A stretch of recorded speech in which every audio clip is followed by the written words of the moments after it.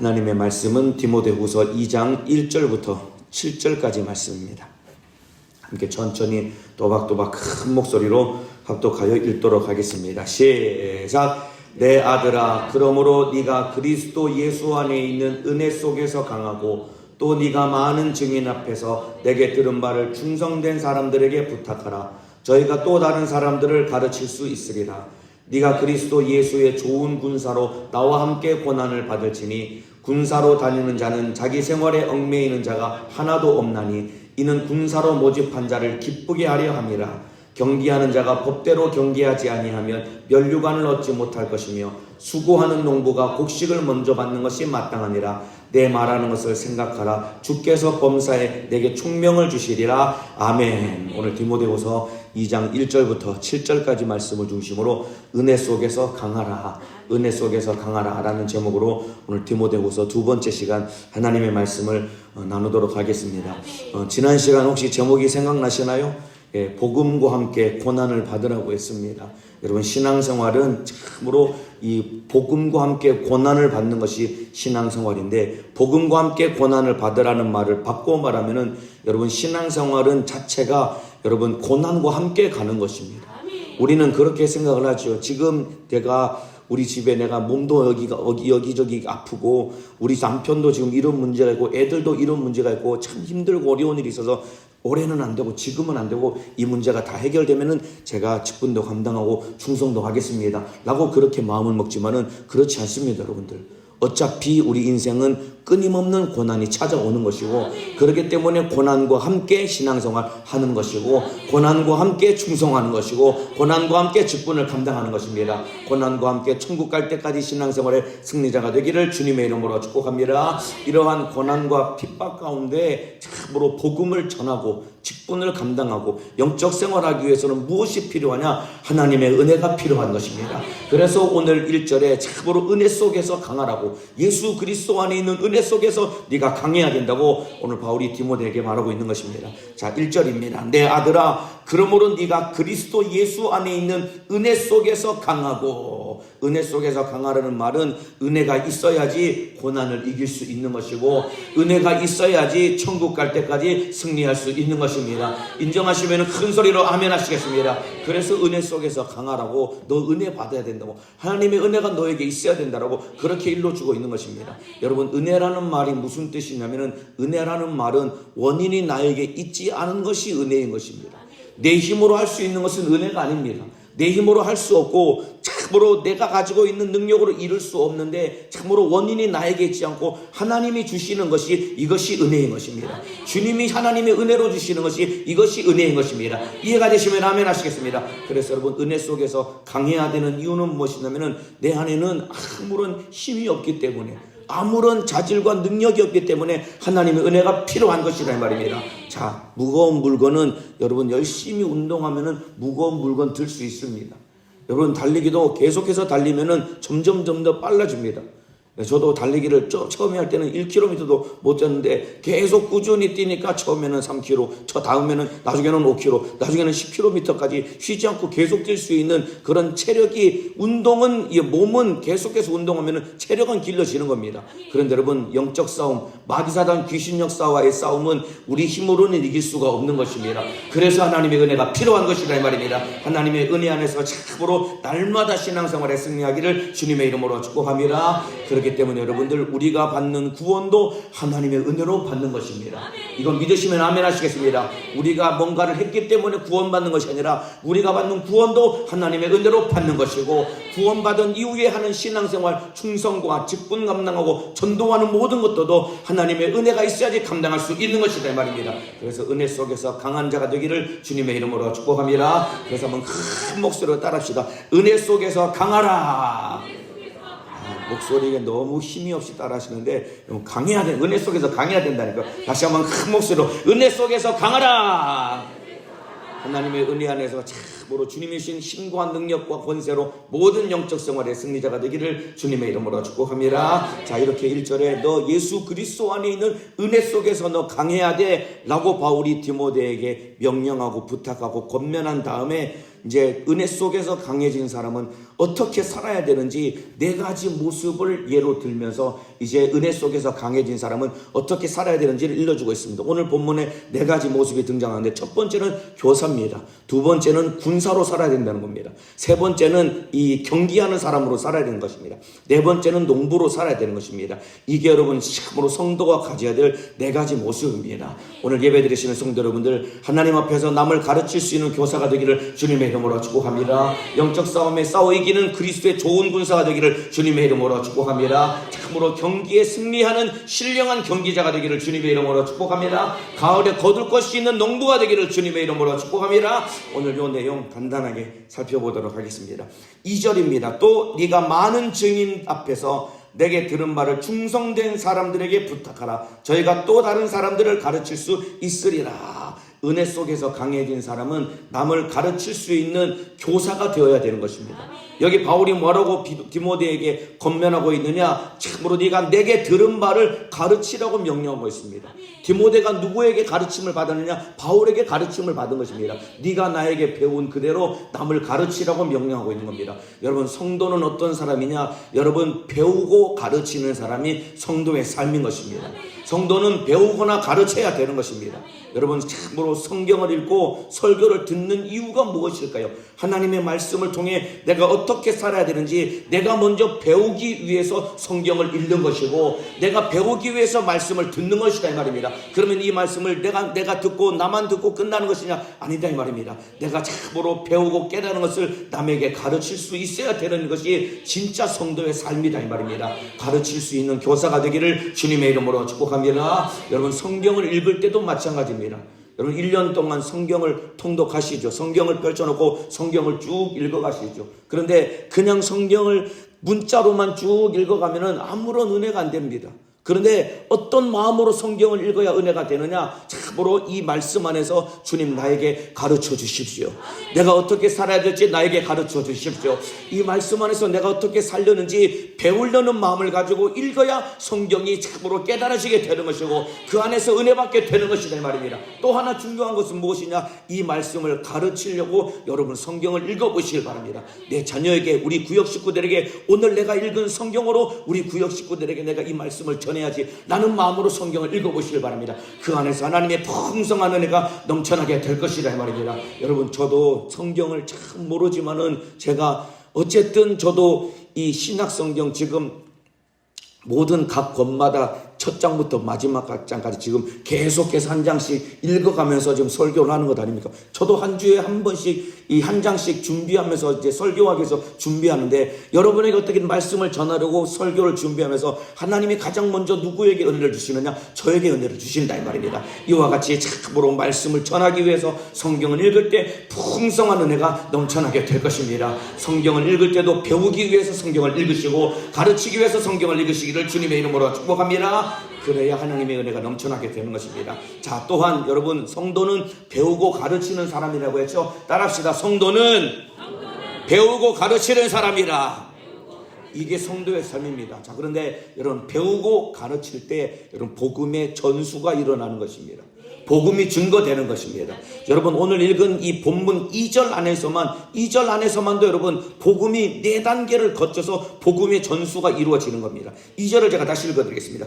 또 네가 많은 증인 앞에서 내게 들은 바를 충성된 사람들에게 부탁하라. 저희가 또 다른 사람들을 가르칠 수 있으리라. 복음이 어떻게 전수되느냐? 바울을 통해서 디모데에게, 그 다음에 디모데를 통해서 충성된 사람들을 통해서 또 다른 사람들에게 복음이 계속해서 이 전수가 됨으로 말미암아 여러분 복음의 폭발이 일어나게 되는 것이고 부흥이 일어나게 되는 것이다 이 말입니다. 전도하라는 것은 무슨 말이냐? 하나님의 말씀을 가르쳐 지키게 하라는 것이다 이 말입니다. 그래서 마태복음 28장 마지막에도 예수님이 참으로 가르쳐 지키게 하라고 복음을 가르치고 전하라는 것이다 이 말입니다. 복음을 참으로 하나님의 말씀을 통해서 나부터 먼저 배우고 그 말씀을 가르쳐서 이 복음이 전수됨으로 말미암아 수많은 영혼을 살리는 자가 되기를 주님의 이름으로 축복합니다. 여러분, 나 한 사람이 참으로 보세요. 바울이 디모데를 가르쳐서 믿음의 사람으로 세웠습니다. 디모데가 충성된 사람들을 가르쳐서 그 사람들이 믿음의 사람으로 세워집니다. 그 충성된 사람들이 또 다른 사람들을 붙잡고 복음을 전하면은 한 사람이 두 사람이 되고, 두 사람이 네 사람이 되고, 네 사람이 여덟 사람이 되고, 여덟 사람이 16사람이 되고, 여러분 해를 거듭하면 거듭할수록 참으로 수많은 사람들이 복음으로 말미암아 구원을 받을 수 있는 것입니다. 예전에 여러분 선교단체에서 이런 참으로 제자화를 해야 된다, 제자를 삼아야 된다라고 해서 여러분 예수님이 사실 12제자에게 복음을 가르쳤지만은 집중해서 복음을 가르친 사람은 사실 딱 3명입니다. 베드로, 요한, 야고보 3명입니다. 여러분, 그런데 이 3명이 나중에는 몇 명이 되느냐? 베드로 한 사람을 통해 3,000명의 구원을 받은 겁니다. 그 3,000명이 또 전도하면서 학설에 의하면 예루살렘 교회 성도들이 5만 명이 되었다는 것입니다. 삽시간에 몇 년 안에 참으로 5만 명이 될 만큼 복음은 폭발력이 있는 것이다 이 말입니다. 가르치고 배우고 가르치면 복음은 폭발하게 되어 있는 것입니다. 그래서 여러분, 한 사람이 1년에 3명씩만 제자를 삼고, 그 3사람이 또 3사람을 제자 삼고, 그러면은 이제 그 다음에 9명이 되겠죠. 이러면 여러분 전 세계가 복음화되는데 몇 년 걸리는지 아십니까? 21년이 지나면은 여러분 100억 명이 구원받을 수 있는 겁니다. 나 하나가 여러분 한 1년에 딱 3사람을 전도하고, 내가 전도한 3사람이 그 다음 해에 또 3사람을 전도하고, 그 9명이 그 다음에 또 3사람을 전도하고, 이게 여러분 21년만 지나가면은 3회 21승이면은 여러분 100억 명이 넘게, 전 세계는 20년 안에 전 세계가 복음화될 수 있는 것입니다. 그런데 왜 문제가 무엇이냐? 우리는 배우려고 하지 않고 뿐만 아니라 가르치려고 하지 않기 때문에 여러분 복음의 폭발이 일어나지 않는 것이다 이 말입니다. 배우고 가르치는 교사가 되기를 주님의 이름으로 축복합니다. 따라합시다. 가르치는 교사로 살자. 가르치는 교사로 살자. 어디를 가더라도 가르치는 교사가 되기를 주님의 이름으로 축복합니다. 뿐만 아니라 여러분 2025년도에 교회학교 교사가 많이 부족한 가운데 있습니다. 제가 교회학교에서 좀 중송하고 있거든요. 여러분 교회학교 교사를 많이 지원하셔서 여러분 참으로 다음 세대 아이들을 많이 섬겨주시기를 주님의 이름으로 부탁을 드리겠습니다. 잠깐 사적인 얘기를 했지만은 그렇습니다. 자, 그 다음 이제 3절입니다. 자, 첫 번째는 교사로 살아야 되고, 두 번째는 그리스도의 좋은 군사로 살아야 되는 것입니다. 은혜 속에서 강해진 사람은 첫 번째는 가르치는 교사로 살아야 되는 것이고, 두 번째는 그리스도의 좋은 군사로 살아가라는 것입니다. 3절입니다. 네가 그리스도 예수의 좋은 군사로 나와 함께 고난을 받을지니, 구원받은 우리는 하나님의 은혜로 말미암아 예수 그리스도의 좋은 군사가 되어야 되는 것입니다. 군사로 살아가시기를 주님의 이름으로 축복합니다. 여러분, 우리는 치열한 전쟁을 하고 있는 우리는 그리스도의 좋은 군사인 것입니다. 왜냐하면 지금 우리는 눈에 보이지 않지만은 치열한 영적인 싸움을 일어나고 있는 여러분 영적인 전쟁터에 우리는 지금 놓여 있다 이 말입니다. 아직도 지금 우크라이나와 여러분 러시아는 전쟁을 하고 있습니다. 수많은 젊은이들이 완전 군장으로 언제든지 나가서 목숨을 걸고 싸우고 있는데, 그것보다 더 치열한 싸움이 우리의 삶 속에서 날마다 이루어지고 있는 것입니다. 그래서 에베소서 6장 12절에 우리의 씨름은 혈과 육에 대한 것이 아니요 정사와 권세와 이 어두움의 세상 주관자들과 하늘에 있는 악의 영들에게 대함이라. 우리의 씨름이라는 것은, 우리의 싸움은 눈에 보이는 사람과 환경과의 싸움이 아니라 보이지 않는 참으로 악한 영들과 치열한 싸움이 지금도 이루어지고 있다는 것이다 말입니다. 그렇기 때문에 영적인 싸움이라는 것이 여러분 치고받고 그렇게 싸우는 것이 아닙니다. 사람과 환경을 통해 나도 모르게 시험 들게 만들고 신앙생활 못하게 만들고 영적 생활을 가로막고 발목 잡는 이 싸움은 지금도 우리 안에서 이루어지고 있다 이 말입니다. 자, 어떤 사람과 얼마 전에 얘기를 했습니다. 보니까 시험에 들어서 신앙생활을 못하겠다는 거예요. 예배드리기 싫어졌다는 거예요. 왜 그런지 물어보니까 결국은 사람 때문에 참으로 상처받고 실망을 해서 신앙생활을 지금 안 하겠다고, 예배 지금 딴 예배 드리겠다고 그렇게 이야기를 하는 겁니다. 보세요. 이게 여러분 누구를 통해서, 마귀는 누구를 통해서 시험하느냐? 가장 믿어지는 사람, 나와 가장 가까운 사람을 통해서 내 마음을 상하게 만들고 시험 들게 만드는 것이 마귀 사단 귀신 역사의 한교한 괴계다 이 말입니다. 여러분 내 주변에 누구를 통해서라도 시험 들지 않기를 주님의 이름으로 축복합니다. 아무리 믿어지는 사람이고 아무리 가까운 사람일지라도 참으로 마귀 역사는 그를 통해서 나를 시험 들게 만들고 얼마든지 낙심하게 만들 수 있는 것이다 이 말입니다. 사람 때문에 낙심하지 말고 예수님 바라보고 예수님 붙들고 신앙생활에 승리하기를 주님의 이름으로 축복합니다. 여러분, 왜냐하면 우리는 참으로 예수 그리스도의 좋은 군사이기 때문에 참으로 영적으로 싸워 이겨야 된다 이 말입니다. 참으로 가까운 사람과의 관계 속에서 일어나는 싸움 이기시기를 주님의 이름으로 축복합니다.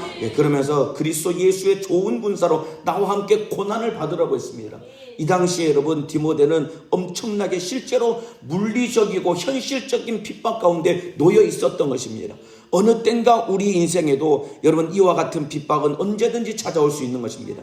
이때 우리가 참으로 고난을 두려워하지 말아야 되는 것입니다. 나와 함께 고난을 받으라고 했습니다. 처음에도 말씀드렸죠. 복음과 함께 고난을 받으라고 했습니다. 원래 신앙생활은 고난과 함께 가는 것이다 이 말입니다. 그런데 고난이 두려워서 여러분 신앙생활하고 영적생활하고 충성하는 일에 뒤로 물러서게 되면은 나중에 여러분 어디서 고난을 당하느냐, 지금 고난 때문에 신앙생활을 물러서고 회피하고 그리고 참으로 비겁한 자가 되면은 나중에 어디서 고난을 받느냐, 지옥에서 영원한 고난을 받게 되는 것이다 이 말입니다. 지금 고난 받아야 천국에서 영광을 누릴 수 있는 것입니다. 지금 고난이 힘들다고 물러서거나 비겁한 자가 되면 나중에 지옥에서 영원한 고통과 고난을 당하게 되는 것입니다. 지금 주와 함께 고난을 받고 주와 함께 천국에서 영원한 영생을 누리기를 주님의 이름으로 축복합니다. 자, 4절에 군사로 다니는 자는 자기 생활에 얽매이는 자가 하나도 없나니 이는 군사로 모집한 자를 기쁘게 하려 함이니라. 군사로 다니는 자는 자기 생활에 얽매이면 안 된다고 했습니다.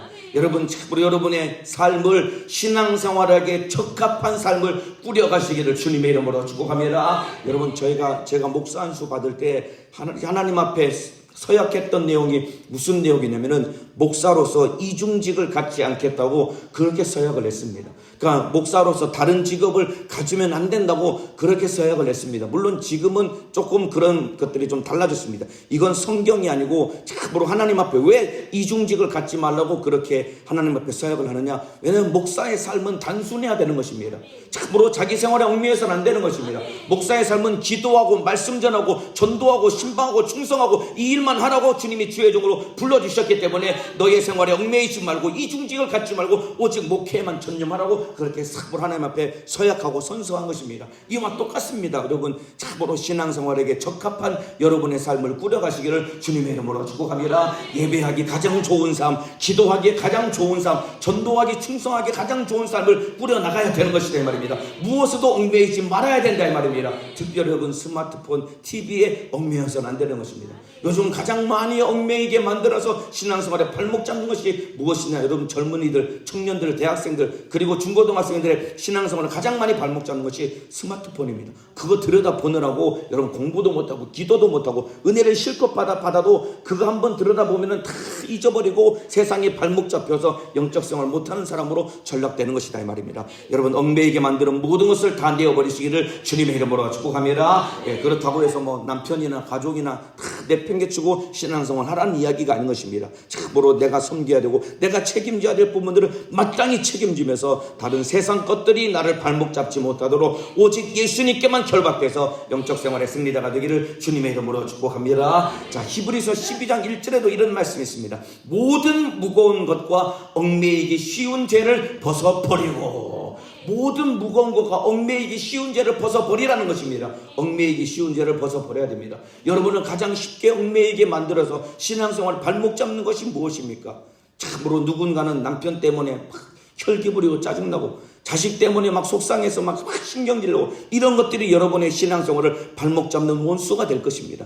이런 것들 다 내어버리시고 이기시기를 주님의 이름으로 축복합니다. 그러기 위해서 은혜가 필요하다 이 말입니다. 은혜 받으면 모든 것을 넉넉히 이길 수 있는 것입니다. 하나님의 은혜가 넘쳐나기를 주님의 이름으로 축복합니다. 자, 그러면서 그 뒤에 군사로 모집한 자를 기쁘게 하려 함이니라. 군사로 다니는 자는 자기 생활에 얽매인 자가 하나도 없나니 이는 군사로 모집한 자를 기쁘게 하려 함이라. 4절에 이렇게 기록되어 있는데, 여러분 군사로 모집한 자를 기쁘게 해야 된다는 것입니다.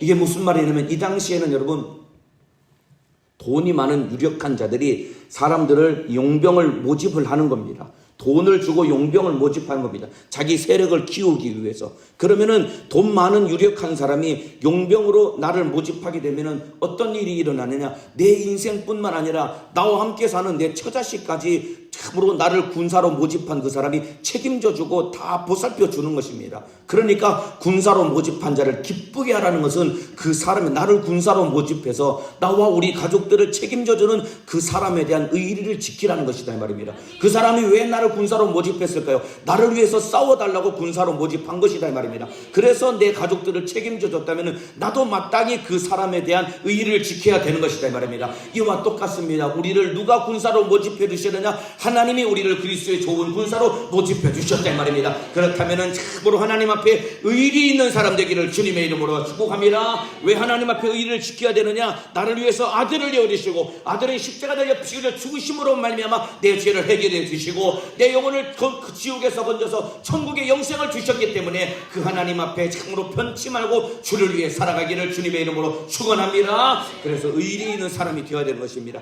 그리스도의 좋은 군사로 살아가시기를 주님의 이름으로 축복합니다. 교사로 살아가야 되고 군사로 살아가야 된다고 했습니다. 자, 세 번째는 5절입니다. 경기하는 자가 법대로 경기하지 아니하면 면류관을 얻지 못할 것이요. 구원받은 우리는 하나님의 은혜 속에서 이제 경기하는 삶을 살아야 되는 것입니다. 여기 경기하는 자가 법대로 경기하지 않으면 면류관을 얻지 못한다고 했습니다. 법대로 경기해야 된다는 말이 무슨 말이냐면은 이 반칙하지 말고 규칙대로, 규칙을 따라서 말씀대로 그렇게 참으로 신앙생활을 해야 된다, 그런 의미도 있습니다. 그래서 하나님의 말씀을 벗어나면 안 된다, 이런 의미도 있겠지만은 여기서 말하는 이 법대로 경기해야 된다는 말의 의미가 무슨 말이냐면은 이 당시 여러분 여기 경기하는 사람은 실제로 고대 시대에 여러분 올림픽 경기가 벌어졌습니다. 이때 이 경기에, 올림픽 경기에 출전하는 사람들이 무슨 선서를 하냐면은 10달 동안 이 경기를 준비하는 데 있어서 내가 최선을 다해서 준비해서 최고의 기량을 발휘하겠습니다. 10달 동안 내가 최선을 다해서 연습을 해서 올림픽 경기 당일날 최고의 기량을 발휘하겠습니다 라고 선서하는 것이 이게 경기에 출전하는 사람의 법인 것입니다. 그러니까 법대로 경기하라는 말은 무슨 말이냐? 죽도록 충성하라는 그런 의미인 것입니다. 요거 이해가 되시면 아멘 하시겠습니다. 경기에 출전하는 선수가 참으로 최선을 다해 준비해서 최고의 기량을 참으로 발휘해야 되는 것처럼 신앙생활하는 우리도 마찬가지입니다. 법대로 신앙생활하고 법대로 경기한다는 것은 여러분 죽도록 충성하라는 그런 의미인 것입니다. 그래서 똑같은 말씀이 계시록 22장 10절에 나옵니다. 자, 네가 죽도록 충성하라. 그리하면 생명의 면류관을 내게 주리라. 경기하는 자가 법대로 경기해야 면류관을 얻는다는 것처럼 네가 죽도록 충성해야 생명의 면류관을 너에게 준다고 주님이 약속하셨다 이 말입니다. 참으로 경기하는 자로서 죽도록 충성하기를 주님의 이름으로 축원합니다. 그렇기 때문에 보세요 여러분, 예배 시간에 어떻게 예배를 드려야 되느냐? 여러분 최선을 다해서 마음을 쏟아서 예배해야 되는 것이다 이 말입니다. 예배 드리러 왔으면 사모하는 마음으로 아멘하며 은혜 받아야 되는 것이고, 기도할 때도 어떻게 기도해야 되느냐? 마음 쏟아서 부르짖어 기도해야 되는 것이다 이 말입니다. 그리고 전도할 때도 한 영혼을 살릴 때까지 끝까지 책임지고 최선을 다해서 그 영혼이 살아날 때까지 전도해야 되는 것이 죽도록 충성하는 사람의 삶의 태도다 이 말입니다. 죽도록 충성하는 사람 되기를 주님의 이름으로 축원합니다. 또 한번 따라합시다. 죽도록 충성하라. 이게 여러분 경기하는 사람이 법대로 경기하는 사람의 모습인 것입니다. 법대로 경기하시기를 주님의 이름으로 축복합니다. 죽도록 충성하기를 주님의 이름으로 축원합니다. 이게 하나님 앞에서 신앙생활의 올바른 태도인 것입니다. 그래서 구원받은 우리는 하나님의 은혜 속에서 강해서 참으로 이 경기하는 자로서 죽도록 충성해야 되는 것입니다. 마지막 네 번째 6절은 참으로 수고하는 농부로 살아가라는 것입니다. 6절을 읽어드리겠습니다. 수고하는 농부가 곡식을 먼저 받는 것이 마땅하니라. 수고하는 농부가 곡식을 먼저 받는 것이 마땅하니라. 여기서 말하는 여러분 수고하는 농부는 어떤 사람일까요? 수고하는 농부는 여러분 때를 놓치지 않는 것입니다. 여러분 농부에게 있어서 가장 중요한 것은 때를 놓치지 않는 것입니다. 여러분 봄이 오면 씨를 뿌려야 됩니다. 여름에는 김을 매주고 거름을 줘야 됩니다. 그리고 가을에는 거두어야 되는 것입니다. 농부가 봄에 씨를 뿌리지 않으면 가을에 거둘 것이 있을까요? 없을까요? 없다 이 말입니다. 씨를 뿌려놨는데 김을 매주지 않고 거름을 주지 않으면 거둘 것이 있을까요? 없을까요? 가을에 열매가 막 이 수많은 열매가 맺혀드는데 그 거두지 않으면 겨울을 날 수 있을까요? 아니다 이 말입니다. 이와 똑같이 게으르면은 거둘 것이 없는 것입니다. 제 시골에 살 때 보면은 새벽에 여름 같은 때는 새벽에 5시, 4시 반, 5시 반 돼서 나가도 보면은 밭에 할머니들이, 허리가 굽으신 할머니들이 밭에 앉아가지고 호미로 김을 메고 계시더라고요. 새벽 5시, 4시 반만 돼도 나가서 언제 나오셨는지 모르겠는데 눈만 뜨면 나와서 부지런히 김을 매면서 밭을 일구는 것이다 이 말입니다. 이와 똑같습니다. 여러분들, 농부와 같이 부지런한 사람들이기를 주님의 이름으로 축복합니다. 게으르지 않기를 주님의 이름으로 축복합니다. 그러니까 구원받은 우리는 참으로 하나님 앞에 농부로서 게으르지 말아야 되는 것입니다. 은혜 속에서 강한 사람은 4가지의 모습을 보여야 된다고 했습니다. 첫 번째는 참으로 이 가르치는 교사가 되어야 되고, 두 번째는 예수 그리스도의 좋은 군사가 되어야 되고, 세 번째는 경계하는 자가 되어야 되고, 참으로 4번째는 이제 수고하는 농부가 되어야 된다고 했습니다. 자, 그러면서 이제 7절에 내 말하는 것을 생각하라. 주께서 범사에 내게 총명을 주시리라. 네가 이와 같이 살아가라는 것이다 이 말입니다. 그러면서 8절에 나의 복음과 같이 다윗의 씨로 죽은 자 가운데서 다시 살으신 예수 그리스도를 기억하라. 복음을 인하여 내가 죄인과 같이 매이는 데까지 고난을 받았으나 하나님의 말씀은 매이지 아니하니라.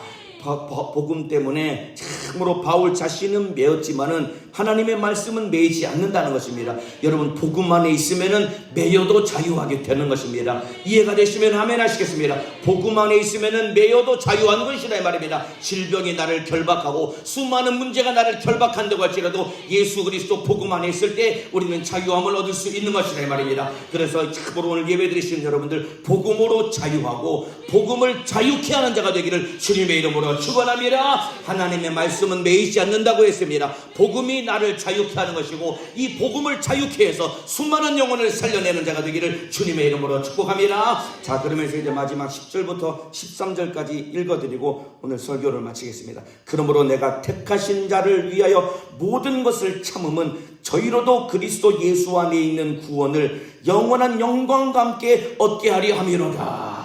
바울이 수많은 고난 가운데 참고 인내하는 것은 하나님이 택하신 자들을 구원하기 위해서, 그리고 저들도 영광을 얻기 위해서 이런 고난 가운데서 인내하며 복음을 전한다는 것이다 이 말입니다.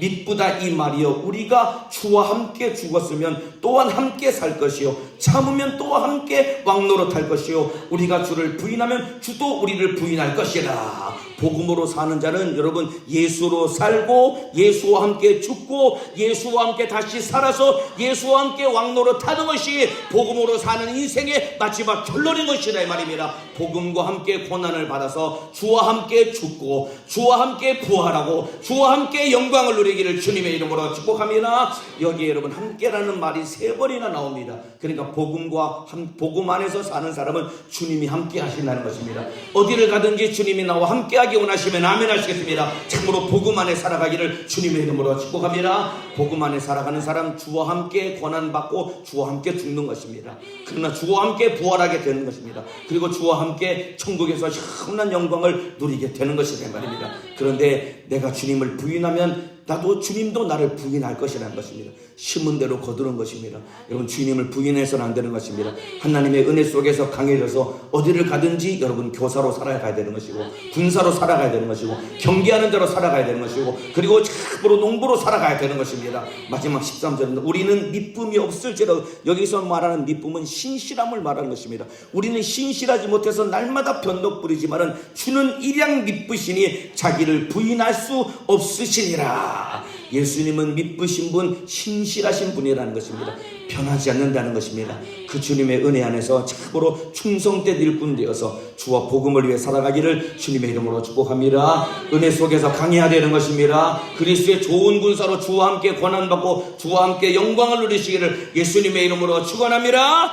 이 시간에 기도하겠습니다. 오늘 기도하기 전에 오늘 찬양 하나 부르고 오늘 기도하도록 하겠습니다. 찬송가 402장입니다. 우리 행군 나팔 소리로, 얼마 전에도 한번 찬양 불렀었는데 참으로 은혜 속에서 강하라고 했습니다. 여러분, 우리는 하나님의 은혜가 있기 때문에 참으로 세상에서 넘어지고 자빠지고 참으로 그런 연약한 사람이 아닙니다. 나는 연약할지라도 내 안에 계신 예수 때문에 우리는 넉넉히 강할 수 있는 것입니다. 그리스도의 좋은 군사로 고난당하고 가르치는 교사가 되어서 복음을 전하고, 그리고 참으로 경기자로서 농부로서 수고해서 생명의 면류관을 얻기를 소망하는 마음으로 우리 박수하며 손바닥을 딱 냅시다. 힘차게 박수하면서 오늘 참으로 오늘 하루도 내 평생 주님과 싸워서 이기겠습니다 하는 마음으로 오늘 박수하며 찬양하겠습니다. 더 힘차게 박수하며 찬양합니다. 행군 나팔 소리로 주의 호령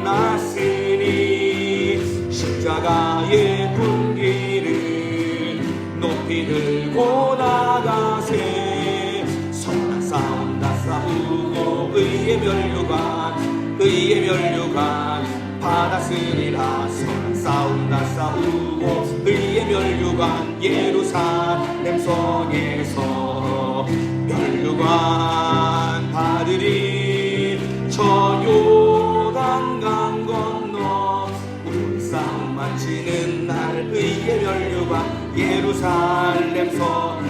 악한 마귀 권세를 모두 깨쳐버리고 승리하신 주님과 승전가를 부르세. 선한 싸움 다 싸우고 의의 면류관 받았으리라. 선한 싸움 다 싸우고 의의 면류관 예루살렘 성에서 면류관 받으리. 저 요단강 건너 우리 싸움 마치는 날 의의 면류관 예루살렘 성. 달려갈 길 다 가고 달려갈 길 다 가고 싸움 모두 마친 후 주와 함께 기쁨을 용사들아 누리세. 선한 싸움 다 싸우고 의의 면류관 받았으리라. 선한 싸움 다 싸우고 의의 면류관 예루살렘 성에서 면류관 받으리. 저 요단강 건너 우리 싸움 마치는 날 의의 면류관 예루살렘 면류관 받으리. 면류관 받으리. 저 요단강 건너 우리 싸움 마치는 날 의의 면류관 예루살렘. 마지막으로 고백합니다. 면류관 받으리. 저 요단강 건너 우리 싸움 마치는 날 의의 면류관 예루살렘 성에서. 두 손을 번쩍 들겠습니다. 은혜 속에서 강하라고 했습니다. 왜냐면 하나님의 은혜가 없으면은 우리는 신앙생활 나 하나도 감당 못하는 것이 우리의 모습입니다. 주님, 나는 쓰러지고 넘어지고 자빠질 수밖에 없는 죄인입니다. 하나님의 은혜를 부어 주옵소서. 내가 짊어지고 있는 질병도, 내가 짊어지고 있는 남편과 아내와 부모 형제 수많은 가난의 문제도 넉넉히 이길 수 있는 은혜를 부어 주시옵소서. 하나님의 은혜 안에서 가르치는 교사가 되게 하시고 예수 그리스도의 좋은 군사가 되게 하시고 그리고 경기에 승리하는 경기자가 되게 도와주시고 부지런해서 게으르지 않고 열매를 거두는 농부가 되게 도와주시옵소서. 그렇게 살지 못하게 만드는 원수는 떠나가게 도와주시옵소서. 두 손 높이 들고